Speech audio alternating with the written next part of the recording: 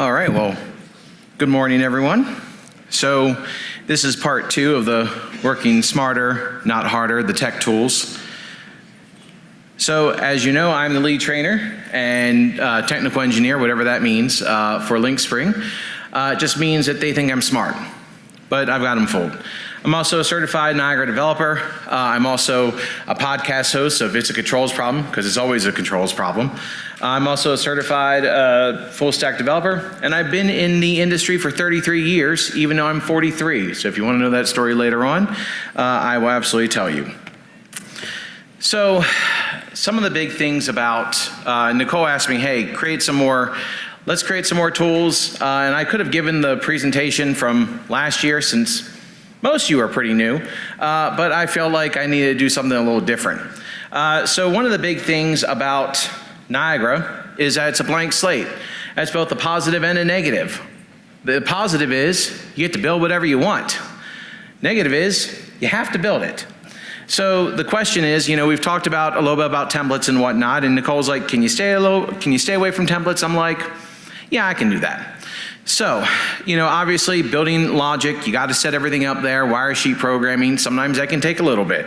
Building graphics. At that point, are you using the kit PXN for SVG? Are you using Louis Laurent's BAS GFX? Are you using, images that you've made on your own? Even at that point, when we get to tagging, as we talked about, do you want to use Haystack? Do you want to use Brick and Haystack? Custom, your own, tag dictionary module. How many alarms, how many classes, consoles, etc., and even histories. How many do you add? Do you trend all the histories? Do you do 24, once an hour? Do you do 4 an hour? There are a lot of things that you have to take into consideration. And so what I've decided to do is Lynxspring has some edge-centric applications, and I like them, sort of. But what I decided to do something differently for you guys that they don't really do is, I say this is probably going to give about 80%. It's probably a little more than 80%. I've added a bunch of different logic. I'm going to show you one of these, and I'm going to give you 11 stations, from VAV air handlers to chill water plants to hot water plants to fan coil units, rooftop heat pumps, etc. But here we're going to show the VAV AHU, which can be cooling only, chilled water, DX. I also have, electric heat, modulating heat on there, a bunch of different things. So we're going to have a lot of these pre-built stations, and they're each going to be configurable for both the 434, the 534, and the 634. We have to have separate stations for each, just because the I/O is fundamentally different. So this is what it actually kind of looks like here in the background, and I know that sometimes compositing, you have to be careful about what you composite out, but one thing I did like about when I programmed Honeywell Spiders is when you looked at the pre-built application, you kind of saw all the application folders there, and then everything linked there accordingly. I'm all about, segmenting and organizing logic into smaller folders, because it's easier to troubleshoot at that point, right? You always want to keep your inputs to your left, your outputs on your right. So then, hey, my fan isn't coming on. Okay, well, let's just follow the bouncing ball to the fan logic folder. Okay, well, now we click on there, and then we can see at least why the fan isn't coming on at that particular point. I also have some additional notes in here on some other things you need to link. So obviously, if this is a VAV air handler, you need to link some VAV data to it. So specifically things like if you do night setback or night setup, at the VAV level, and you send that request, same thing for occupancy, damper position, etc. Now, as far as this, I've used only kit PXN for SVG, and I've also gone to pictogrammers.com, which actually is a free site for like the material design icon that you can use. I usually use SVGs versus PNGs and stuff like that. But here you're going to see like the configuration if you want to use like outside air and return versus outside air, exhaust and return. You'll actually see the ductwork here become a little more responsive. And so then you're going to see points and equipment actually become visible or invisible. And honestly, if you just wanted to use the logic because you like the logic, but you want to use a different graphic, by all means, you can go ahead and do whatever you want with this completely. But this is kind of what it's going to look like here. So right now you can see that I have that I've got this particular air handler with outside air, exhaust, and the outside air, return, and exhaust. I've got the mixed air temp, have a free stack because I have a chill water coil.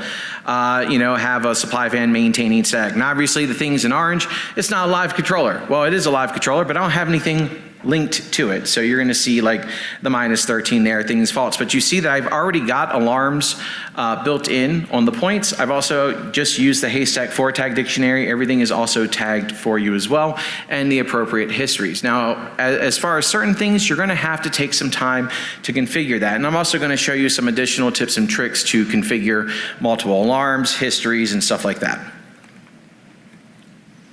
Ooh, let's see, what do I have here? Oh, I actually have a video. I didn't realize I put that in there.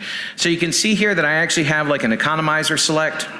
And so from here, if I choose to set that economizer mode from, let's say, all modes, so let's say outside air temp here, and I hit OK, you actually see the enthalpy actually go away, because at that point we're not using enthalpy control at all. And most likely you probably didn't have that in there. And so now if you actually look at the ductwork, I didn't realize I had this video in here. If I switch from outside air, exhaust air, to now just outside air return, you see that the ductwork actually changes for you.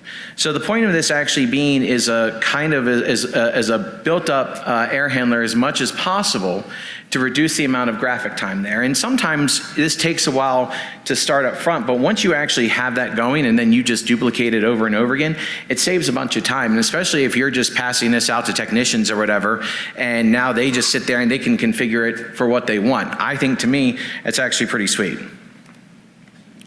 So a couple other things I do want to talk about. As I said, alarms. Maybe you just don't want to use the default alarm class. I put that there because I don't know what you want to name your alarm classes. So I'm actually going to show you how to use program services or the batch editor to change things like history configs, change like alarm extensions, even batch linking from like air handler to VAVs. But you can use it in a variety of things. For example, if you wanted to add graphics to like a bunch of VAVs, well, yeah, you can do that through program services. You actually have to, what I teach people is look at the slot sheet. So how many of you have taken the training for the old advanced class and you saw something that said B objects in the, as one of the topics? And how many of you actually understood that? Okay. There you go, James. Yep, there you go. And so at that point, what I actually teach about B objects, because a lot of people don't understand Java in the background, I just tell them, use this to just look at the slot sheet. And when you look at the slot sheet and look at the type of slot that is, remember slots are properties of an object. And at that point, now you can use that in your BQL query. So for example, when I attach a PX view to a component, it has Baja PX view. So now at that particular point, if I'm going to go and query my controllers, I'm going to add a slot, and it's going to be Baja PX view. And then I'm going to select the PX view, and it gets attached to all my components. So that's how you can actually improve quickly editing these stations. And now, as I say, for demo time, let's do it live. Now, obviously, I didn't have the original one in there, so I had to edit that one a little bit. I did not want to get in trouble by anyone. All right, so I'm going to start in the web browser here. And much like everything, we want to have a secure browser. And James will be happy about this one because nothing irritates him faster. But yes, this is actually 100% secure that I added some certificates to. I'm going to make a video for this on actually how to add certificates and authenticate them in our edge controllers, because it works a little bit differently than you would just do it at the JACE level. So I'll go ahead and change my user here.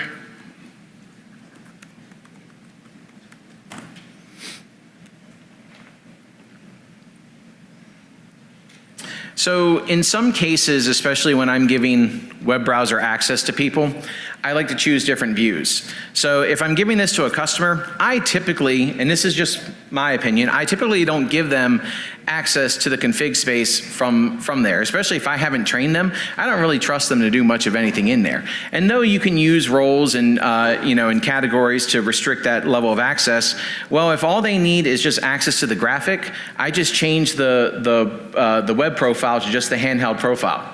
So it just gives them the graphic and doesn't give them access to the tree, especially like if I'm going to give them access to histories and everything all from the graphic anyway. So I start off with just the regular air handler. And obviously, I have this button here that says AHU settings. So if I click on the AHU settings, now we get to see whether or not what we actually have here.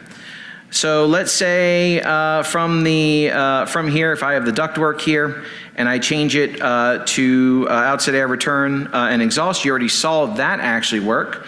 But now look what just happened. You saw now whether or not I have actually a return fan. So now if I actually say yes, I do have a return fan, well, now you get another option. And now this other option here for the return fan is whether or not we're actually going to track just the supply fan, whether or not it's going to be with a differential, or whether or not you're actually going to maintain building static pressure from that. So if I do maintain building static pressure, and now let's just quickly go to the air handler,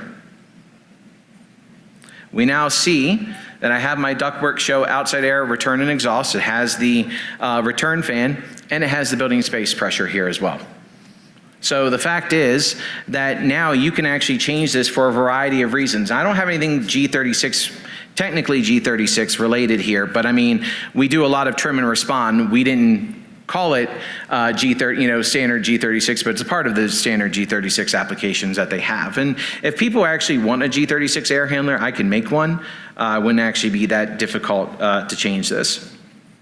But from here, I don't have, that's the only one currently because I want to show you how to hide additional slots in case like you have them. By the way, obviously this would be hidden with roles. But the problem I have with roles is that whether you make it admin access or operator access, remember operator you give them partial access, which means no emergency overrides, but admin, they get full. Well, in that case, I would still kind of want to hide the set action, especially if I'm overriding like a piece of equipment. I'm just not going to set it to true, right? I want to override it on or off and hide the set action. So I'm going to show you how to actually do that from the batch editor. Now, granted, all the other ones don't have this particular one, but I just want to show at least one particular slot. But you'll see here, anything that you can interact with it actually has a right-click setting here. So if I want to go ahead and set or override, I can do that as well. So a variety of things here. So like if I go back to AHU settings, well, let's say now for the heat source, let's say I want to make this a single electric heat stage.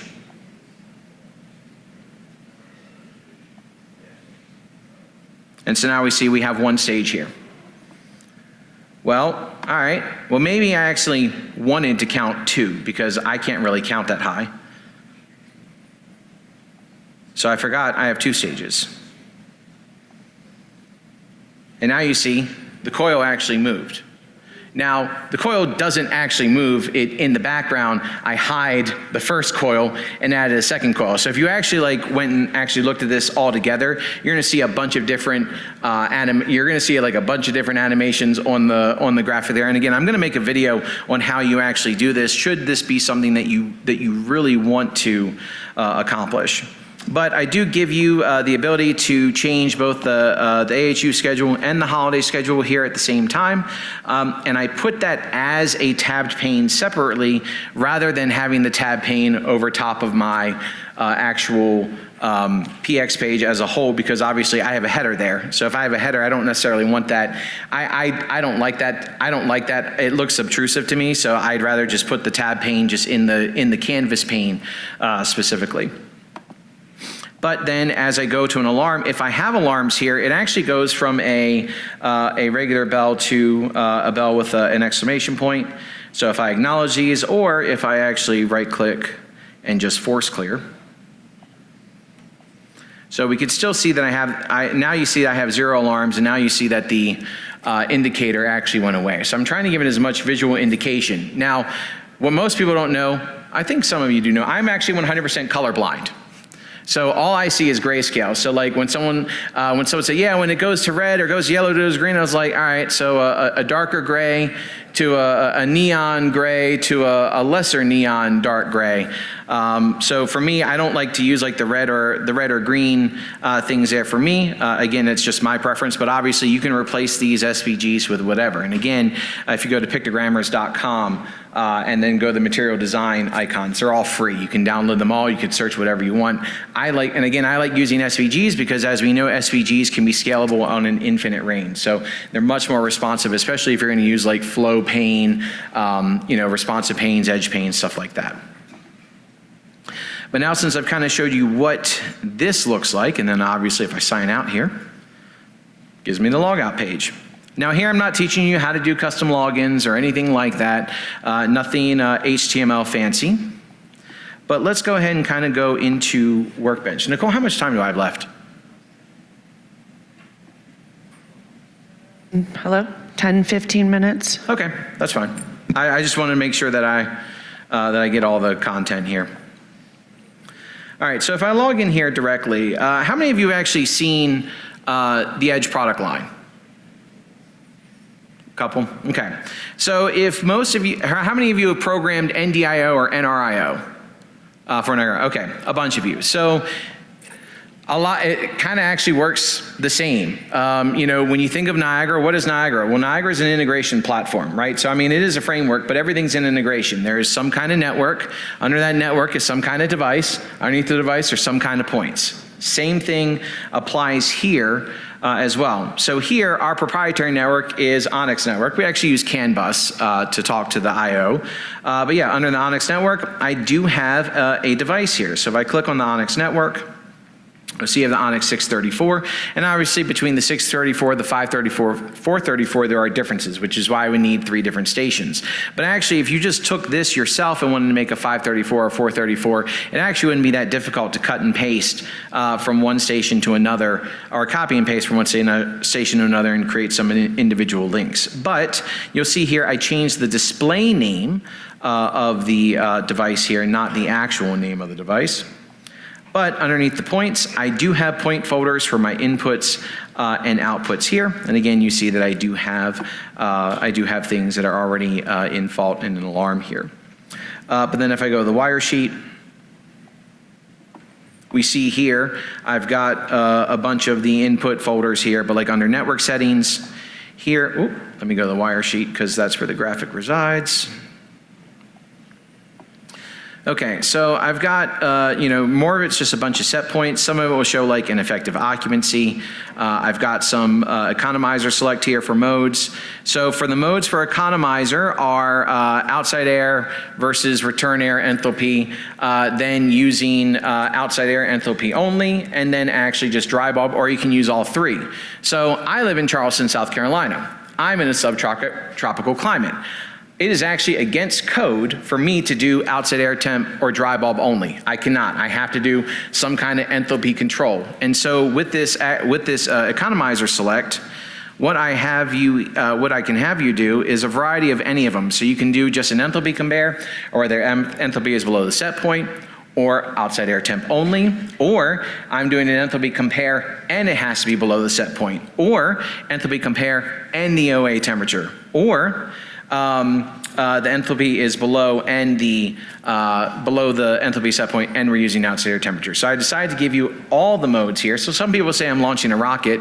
I prefer to give more flexibility as much as possible because it's easy for me to take away than it is to continuously add something. So I'd rather have something completely built up and then remove what I don't need. Also, a couple things here.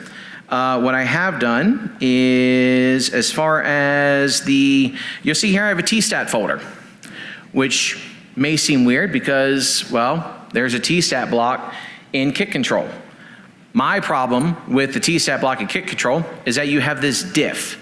Well, so what is that? So a lot of people think that, it does take the deadband and it divides it by 2, and divides it by 2, and then the upper half gets added to that and the lower half gets subtracted from that. Well, the problem is if I need something to turn off at 55 and turn on, or turn on at 55 and turn off at 60, well, the tstat application the tstat block doesn't necessarily cut that. Now, there is a hysteresis block that you can use, but I kind of felt that like in some of this here, when I built it, I wanted to show you things that you could just do in Kit Control. So I actually created a tstat function using some latches. So you can actually see how this actually kind of works in the background. Same thing for trim and respond. I could have easily given you some program objects to go ahead and do this, but I'm just using Kit Control here to do the rate, to pretty much do the increment and decrementing of my set points. Now, I personally don't use Vicon Pro or AX Community modules in any of these, and they're great blocks to use, but I don't know if you actually have access to them. I mean, you should, but some people just don't know where to do it. Cochrane Tech Services actually, you can just download the Vicon installation there, and fun fact, you get all the modules. And Cochrane Tech Services is open to everyone. And then AX Community, you can find on Niagara Mods, but again, some customers don't want those modules in their installation, so I have to take that into consideration when I'm doing things like this. But then here, like if I look at the fan logic, okay, well I have a fan OR.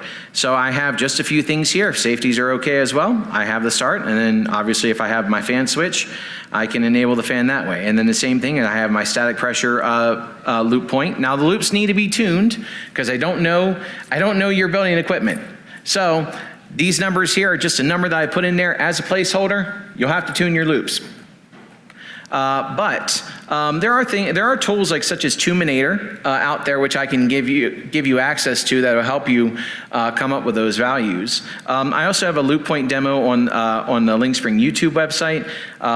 That way you can actually see how it goes. And if you want to, I can actually give you a copy of my loop point demo BOG file that I actually use in my Niagara certifications to actually show them how the loop point works. Because in some cases, if you're dealing with Distech or you're dealing with Honeywell, the numbers are actually kind of working in reverse of what you're actually dealing with now. But let's say now I wanted to make some additional modifications to this station. So for example, if I'm here in the alarm service and I have my default alarm class, well, some people just don't use the default alarm class. They use this maybe for some nuisance alarms and then they don't link it anywhere, which is absolutely fine. So maybe I want to duplicate this and call this, just say high priority alarms.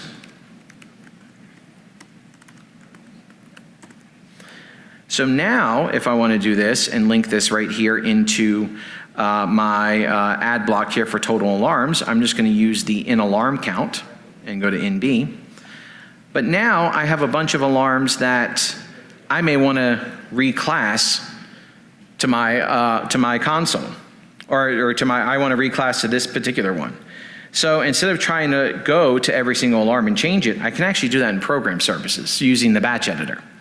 So for example, if I find my objects here, I'm going to go to custom, and in the custom here, I'm going to go to alarm, and I'm going to go to alarm source extension,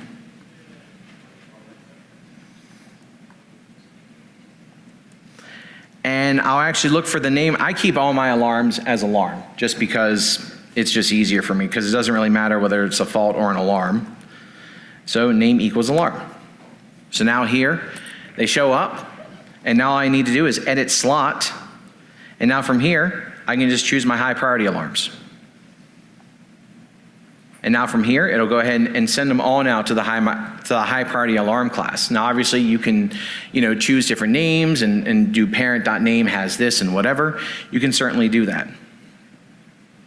Now, another one that you can do here is, let's say you tune and you add tuning policies to the Onyx network for the points. And this actually can apply in BACnet as well, but obviously I'm not showing BACnet here. But if I go to the property sheet of my Onyx network or AX property sheet, and I have tuning policies here, and let's say I duplicate this one here and I call it, let's say temp policy. That actually name sounds terrible because it may think it's only temporary, but I mean like my actual temps here. So let's say I want the, let's say right on start, I want to be false. Let's say right on up, I also want to be false. and let's say right on enable what I want to be true. And this is just an example here. More than likely, I'd probably want to keep these on for hour points. Now, obviously, from a backnet perspective, you probably want to disable a lot of these for a variety of reasons. But let's say I change the max write time to 5 minutes and the min write time to, let's say, 30 seconds. And let's say stale time here is a minute. Now, obviously, you'd want your stale time, based upon your tuning policy settings. But again, just as an example here. So now, if I want to go and look for my temperatures here, I can see I've got my temp sensors here. And now I have obviously a proxy extension underneath. And those proxy extensions, I can have a tuning policy. Well, I don't want to go through and change them each and every time. Well, now what I can do here is I can go ahead and go to Program Services and go to Control. I think it's under Control. Abstract Proxy Extension. So I can say whose name is equal to proxy ext. Now you may understand why am I using a lowercase p versus a capital P? Well, what I didn't show you, and I guess I will show you here because it actually does make this actually does make a difference as to why you should always use the slot sheet. So you'll see here that the display name shows proxy ext with a capital P and a capital E, but the actual name is proxy ext with a lowercase p. So knowing that is actually really important because I could have done display name as well, but that's usually not my thing. I usually always go for name first. So now here, I will say whose name is equal to proxy ext and whose parent.name, pretty sure it's parent.name, equal or is like